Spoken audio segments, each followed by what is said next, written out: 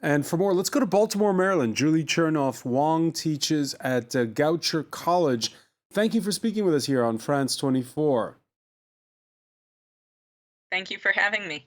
I want to pick up on that last claim by police we heard in the report, because our correspondent, during the thick of it on Wednesday evening, was saying how he was out there and he saw the crowd was not monolithic. It wasn't a single block. It didn't particularly seem to be very Islamist, those who were protesting. What do you make of this violence? Well, I think we have to delineate between the peaceful protests that took place around 9 p.m. On the first night, and then the riot that took place around 11 o'clock that same night. The peaceful protest brought in people from various sectors of society who were dissatisfied with the election result. But the riots were something else. The riots were not spontaneous. They were organized, and they were organized by supporters of Prabowo. Um, and I think it's important to note that as the rioting is going on, we're not seeing millions of his supporters turn out. We're not seeing hundreds of thousands. We're not even seeing thousands.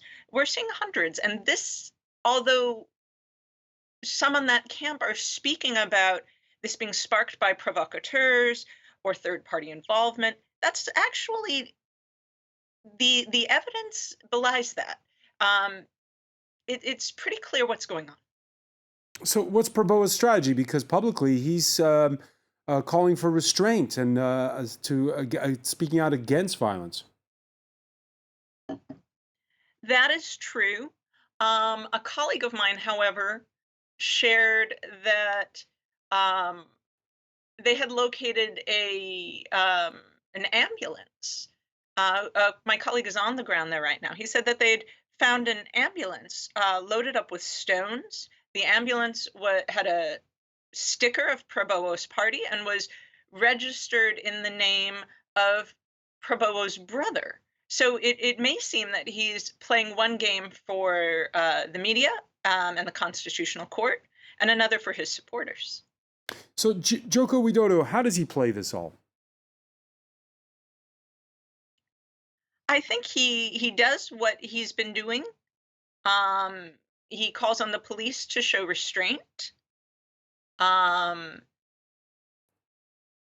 and I think one thing that has been positive that we're seeing is that when the election results were announced, um, we saw, for example, PAN, Partai Amanat Nasional, which was a party that had supported Prabowo. They said, we will respect the election results. And PAN has a historical affiliation to Muhammadiyah. So I think he tries to be open to building that coalition. I think he speaks and calls for unity. He lets Prabowo supporters know that he's their president too. This is his country too. And he stays on that message of unity and tries not to escalate or aggravate. All right. Politically perilous times in Indonesia. Julie Chernov Hwang, who teaches at Goucher College. Many thanks for speaking with us.